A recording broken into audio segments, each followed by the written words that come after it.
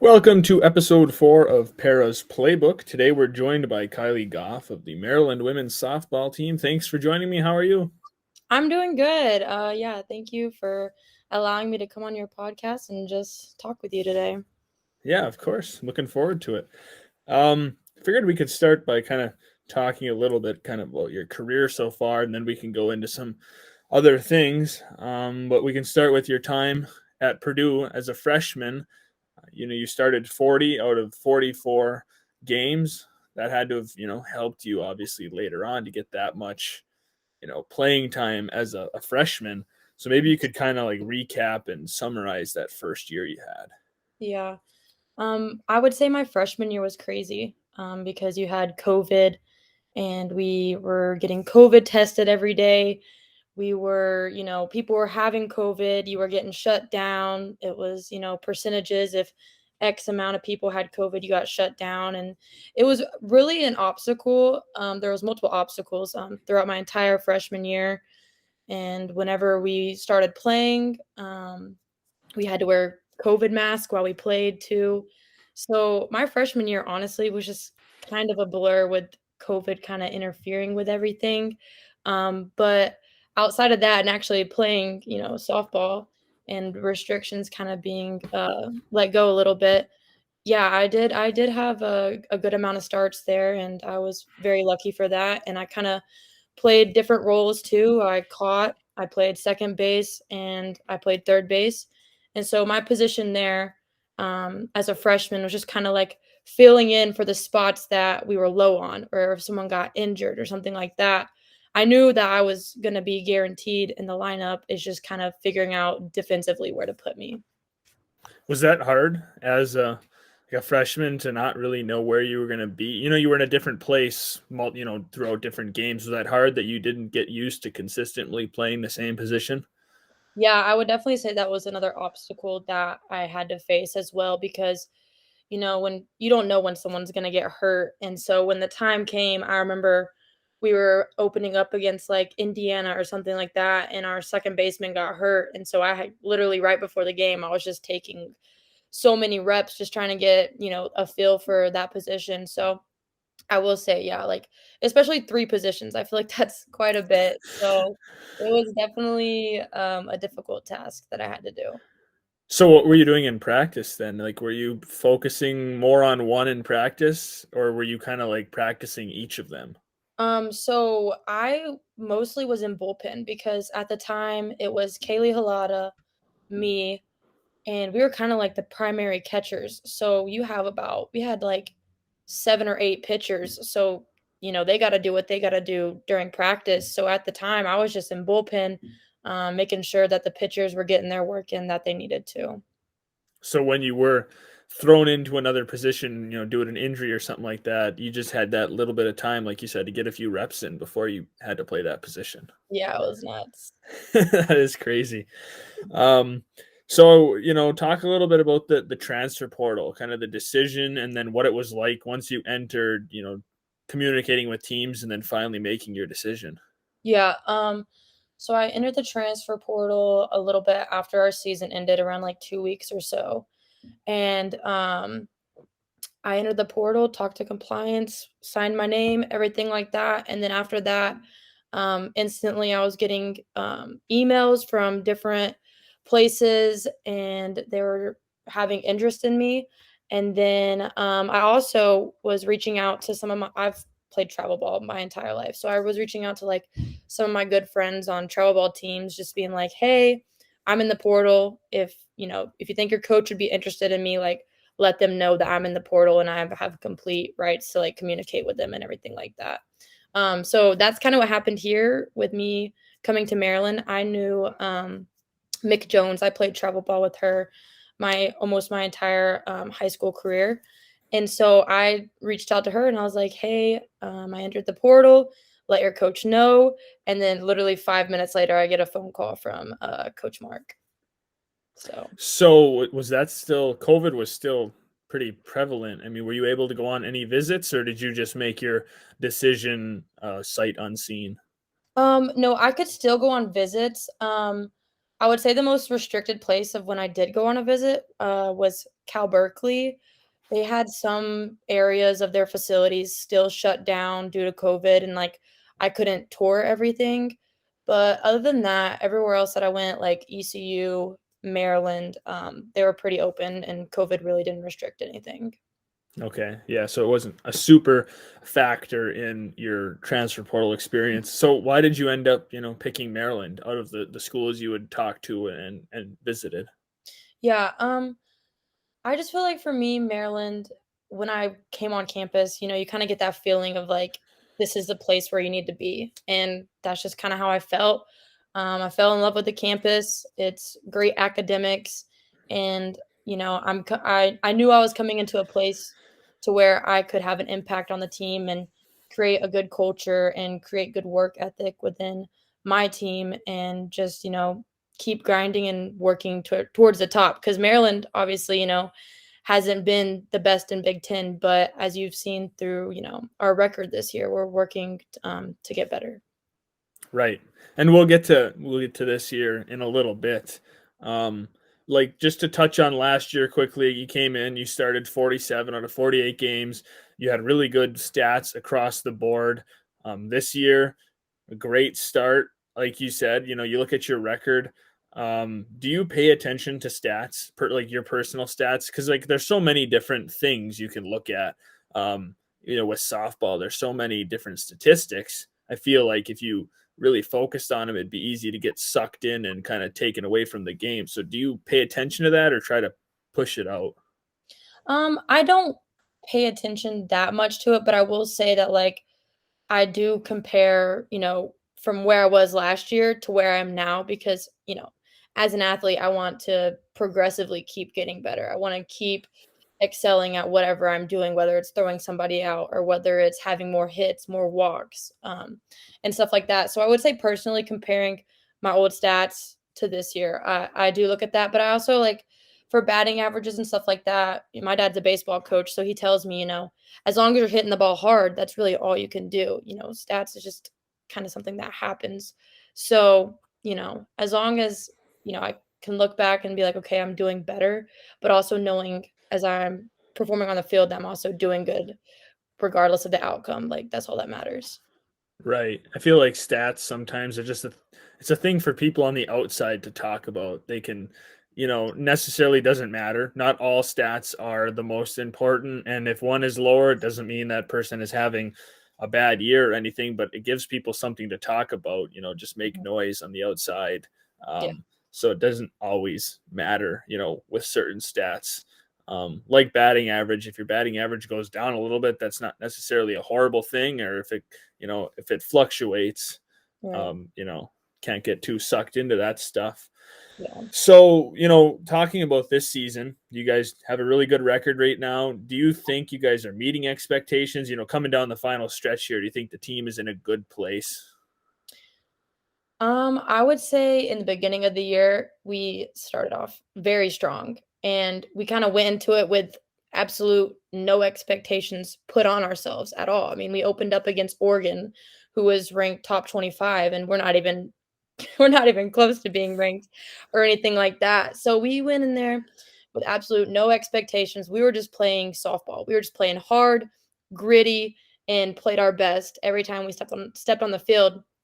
And I feel like we've done that throughout the season. I feel like with Big Ten, and us kind of, we've been getting talked about all season, like, wow, like Maryland softball, where'd they come from, and all this and that. And so I feel like we've kind of let it get to us in a way, but we've came together as a team. We've talked about it. We really want to do well for this program and for ourselves as a collective. So I think with finishing out these last 2 weeks of season, I think that we'll finish strong, and then hopefully, we keep progressing and hopefully for a good postseason as well. Right. You can set yourselves up, because these last 2 weeks obviously are important. I'm sure for seeding with the Big Ten playoffs and different things. But coming down that final stretch here, it's crazy to think that we're at that point in the year where where you're coming down into that final stretch and playoffs are like on the horizon. Mhm. Obviously the season's a long season, so when you start, it seems so far off into the future. Yeah, it's um, gone by super yeah, fast.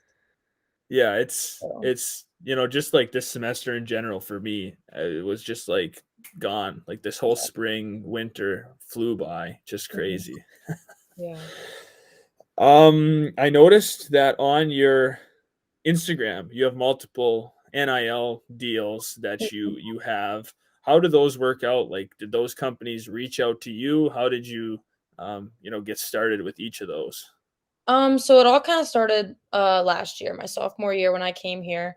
They kind of just introduced all student athletes to this app, Open Doors. And basically it's a platform where you can set your profile and you can apply to all these deals that are like for your interest or whatever the case may be. There's like a whole page of deals that you can apply for. And so I just kind of started with that and I made my profile and I saw all these deals and I was like, well, they're going to pay me for posting, whatever. Why would I not? Why would I not do that? And so it was during the fall too, so I had way more free time on my hands. So I just kind of started from there and then it just kind of took off in a way. Like I feel like more companies kind of saw that okay, she's wanting to help out other companies. She's wanting to promote this, she's wanting to promote that. She's consistent. So I feel like that's what kind of opened up the floor for me and I take full advantage of it because I mean, student athletes making money, why would you not take that opportunity if it's there? And so I've just kind of grinded it out and just kept doing it, and it's been paying off. Right. I mean, it's hard to be a student athlete and to hold an actual job. Yeah. And it's obviously hard to live without some extra money, Yeah, just sure. for general everyday life. So it's nice to have the opportunity to do something like that. So when you apply, they can just pick the athlete if they think that athlete fits what their company wants. Yep, exactly. So I'll apply, and then I don't know what shows up on their end, but I can see if I get accepted or declined. And so that's just kind of how it goes. I've got declined, I've got accepted. So either way, but once I get accepted, they send me this whole thing of whether they're going to ship something to me. I need to send them my address and then kind of the requirements of what they want me to post. And then it just goes from there. After I create the content, I submit it and then I get paid. So it's super easy. So is it all just like putting the content on your page, or do some of them have extra things that they want you to do aside from your own social media? Yeah, I've had some companies where they want me to do a review for them. I've also had companies like tell me to send like extra stuff based off like how many people have viewed my content and everything like that. Um, and then I've also like some companies you don't even have to post anything on social media. You can just upload a video of you with whatever they gave you. So it just kind of depends on like what they want. Yeah, they all want something different. And you Mhm. said that your athletic department introduced you to Open Doors? Yeah. Mhm. Okay. Yeah, that's nice that they kind of like let you know that there's this tool. I think I've seen it before, but I haven't heard it talked about much, from other athletes or different things. So I wonder if some schools don't really bring it up and other ones do. I guess I'm not sure. Right. I think that opened doors for me personally. I feel like, softball isn't, the biggest sport out there. And so for people like me and my teammates, like we're not getting crazy deals like other athletes get like on football or basketball. So I feel like open doors kind of like lets us utilize like all these other opportunities that aren't crazy and huge, but still gives us money and like we can still make compensation from these things. Yeah, it gives you another opportunity that, softball players didn't have a few years Exactly. ago before NIL was a thing. Yeah. So speaking of, I guess we can talk about that. Softball, you said obviously it's not the biggest sport, but it is growing, and there's a new professional softball league. I just saw it. They had the draft not that long ago for it. So is there a lot of buzz around your team and college softball with this new opportunity for, post college softball? Um, I would say honestly, it's not crazy. Like not everybody's like want like Not everybody's crazy about if they do get drafted or not on my team, just because, for what it can benefit you financially, it can't support you, and Right. so especially coming to, Maryland, which is a highly academic school, people are more focused on, graduating and then getting a good job after college because that's what's gonna financially, help them. So, but I know some girls, like even myself, like our pitcher Courtney and our center fielder and me, like once we get done, we like that would be a cool opportunity to have because why not if that opportunity is there to go play pro. So Right, play pro while you're working a job. Obviously, it's difficult, but hopefully, obviously, it's their first year. Once they get a following and kind of get the league growing, hopefully they mhm, can raise the salaries to more of a livable wage eventually. Just through the right. growth of the game. Yeah, for sure. One thing that is cool is I know a couple girls who did get drafted, so it'll be cool to keep up with them and see how they're doing, and then reach out to them and just see how they've been kind of navigating it as well. Yeah, I definitely think it can take off if it's managed right. That's usually the problem with a lot of these sports leagues. Obviously, there's been a lot of minor league football leagues that have like tried to, you know, have their own niche aside from the NFL, and then they'll fail due to poor management or they'll go bankrupt or something. So as long as this league can have decent management, I think there's definitely a market for it because Mhm.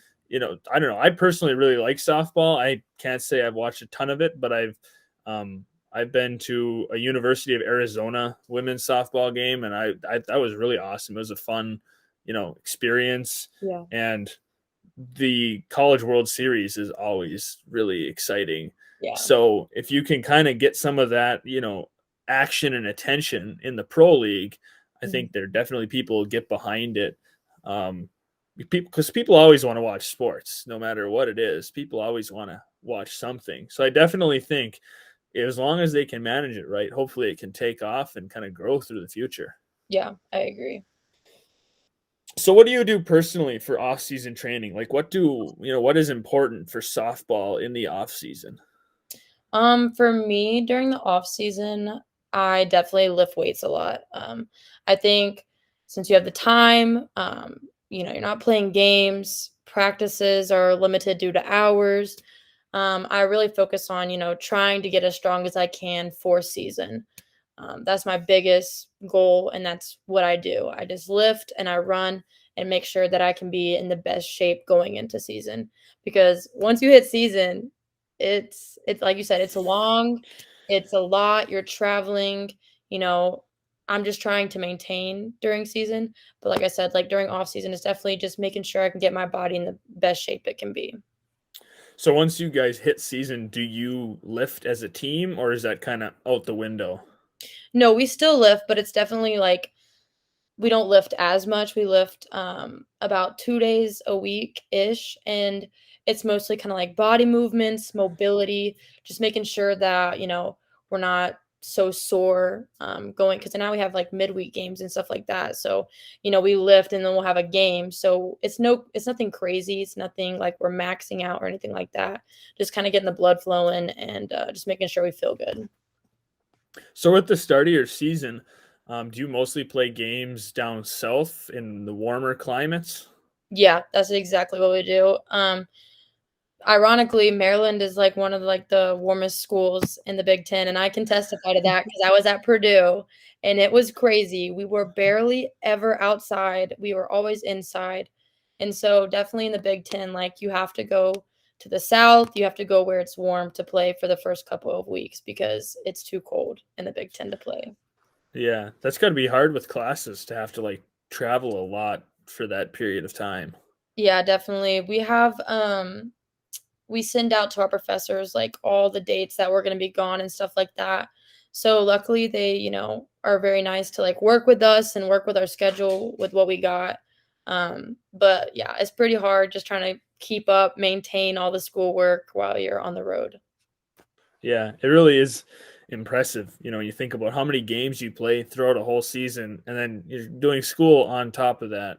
Just Yeah. the balance of a student athlete is being able to handle that is really an impressive skill. And then some people are in other things too. You know, if they've got some sort of club or, you know, on top of their sports, and it just makes it more difficult. Yeah.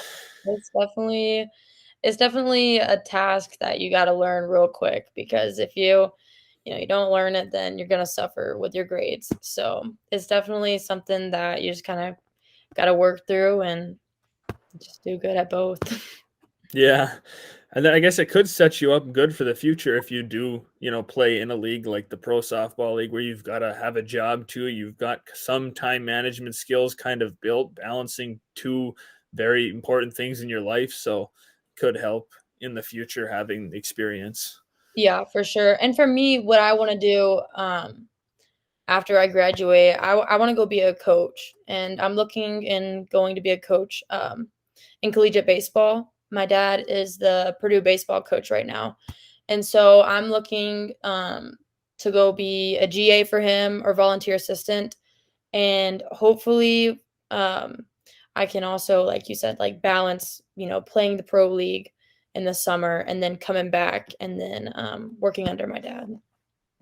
So, with your dad being a baseball coach, I mean, was that, do you think, really beneficial to you growing up as an athlete, you know, being able to have him help you with things?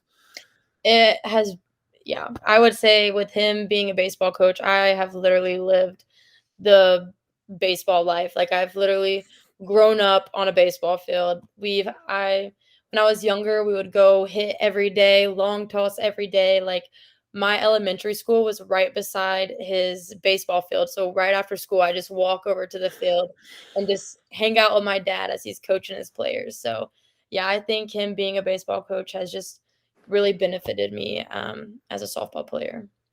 So is baseball really big in your house, like watching baseball and following baseball and you know, professional baseball, the MLB? So what's crazy is I really don't watch MLB. I feel like with where I'm at right now with, like, school, I just don't have time. I don't have time to Yeah. put energy into that. But definitely I would say I put a lot of time into keeping up with my dad's baseball games, because I watch it on Big Ten Plus, Big Ten Network, like, whenever they're playing, I try to keep up with, as many games, as I can with his. Right. It's definitely hard to pay attention to things other than your own sport when Yeah. you have school and that sport. You know, you've got to just focus on what's important. And obviously, watching an MLB game is not that important. Yeah. So, when you're not playing softball or, you know, sports, what are your hobbies? Or, you know, not lifting either. What are your other hobbies? Um, my other hobbies, that's kinda hard because, like, I would say, like, I'm really based like, when I'm not doing softball, I love to lift. Okay, I got a hobby. I deer hunt. So when I Okay. come home, during December or Christmas break, I'll go deer hunting with my family. And then we're also big, like, outdoors people, so, like, my dad has land, we'll go ride the four-wheelers, just kinda get out, enjoy nature, we'll have bonfires, and just kinda really enjoy each other's company and just being outdoors. What's the biggest deer you've ever shot? I would say, like, an 8 point. I did that, Okay. last break, which was it was a crazy story, but we got her done. It was yeah, it's very enjoyable just to, like, be Yeah. out in the woods, and it's quiet, it's peaceful, you're enjoying nature, so that's something I enjoy doing. Why was it a crazy story? So I was hunting by myself, I was in the deer stand, and it was like so usually, like I don't know if you're familiar with deer hunting, but usually when you're deer hunting and bucks come out, they usually come out, like, when it's getting, like, to that point where it's, like, you can't really see that well, it's, like, dark, so that's when they usually come out, but I was in the deer stand for only, like, an hour and a half, and I got there at noon, so it was, like, 2 o'clock, and I was like, "I see this deer come out," and I'm like, "What?" And it was huge, and then next thing I know, this thing has, like, a rack on its head, and I was like, "Oh," I was like, "No way." So long story short, I'm like, "I gotta shoot this thing." So I shoot it, and it just kinda ran off, And then basically I like I don't know how, but I made a bad shot basically, so I had to go and like find it and then like shoot it again. But yeah, it was a crazy story. Got the job done, so that's all that matters. What's your favorite thing to do with venison? Like your favorite way to eat it? So I make like enchiladas, I'll do spaghetti. That's kind of my two main things of how I kind of like make it. But what's always funny is when I go home for Christmas break, my parents always load me up with like a cooler full of like deer meat, and I still have some left. So I'm like, I'm only here for like a month here, then I'm gonna go back home. So I'm trying to like get rid of it as much as I can. Trying to eat as much venison as you can. Yes, yes, for sure. Have you ever had venison bacon? I don't know if I've had bacon, but I've had it to where it's like, kinda like deer jerky, so it's, like, kind of like in Oh those yeah. little strips and stuff like that, but I don't think I've had it in bacon form. Venison bacon is really good. It's so much better than like regular bacon. Okay. There's somebody that my dad works with. They'll give him one like every Christmas, like a pack of venison bacon, and it's so good. I'm So gonna if you try ever get the opportunity, you'll have to try it because I okay, highly recommend it. okay, I'll have to try that out next time. All right. Well, I think that's a good place to wrap it up. So thank you very much for joining me on this episode of the podcast. Of course, thank you so much.